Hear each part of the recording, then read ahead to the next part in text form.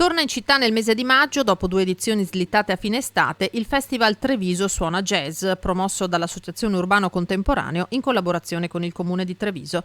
Mai interrotto neppure durante la pandemia, il festival riproporrà dal 25 al 29 maggio la formula, molto apprezzata dal pubblico, di aprire alla musica le porte dei luoghi d'arte, ma non solo. Un grande nome internazionale che è il pianista statunitense Yuri Kane al Teatro Mario del Monaco, in un potenziamento delle attività dei nostri workshop e del ruolo dei giovani. Infatti i giovani puntiamo molto sui ragazzi dei conservatori e sui ragazzi che si esibiranno quindi in Loggia dei Cavalieri nel weekend conclusivo. Ricordiamo che oltre ai grandi appuntamenti come per esempio i grandi concerti al Teatro Comunale saranno le nostre piazze, i nostri prateatici, i bar che si riempiranno di musica e di improvvisazione giustamente come vuole il jazz. Una delle cose che più notano i turisti e i visitatori è che Treviso sia una città così viva, perché in ogni angolo, quasi insomma in ogni giorno del fine settimana c'è un concerto, c'è un'attività, c'è qualcosa che sta diventando sempre di più una caratteristica della nostra città e quindi che diventa sempre più attrattiva grazie alla musica. 8ª edizione del festival che può contare ancora una volta sul contributo del Conservatorio Steffani di Castelfranco Veneto,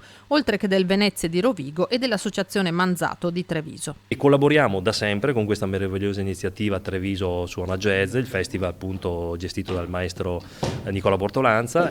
Fin dall'inizio della fondazione di questo festival, da 8 edizioni, siamo partecipi con il nostro conservatorio, anche quest'anno con un ensemble lab dell'Agostino Steffani. Sono appunto dei momenti di formazione. Primo appuntamento mercoledì 25 maggio all'Auditorium della provincia a Sant'Artemio con Antonello Salis e Simone Zanchini.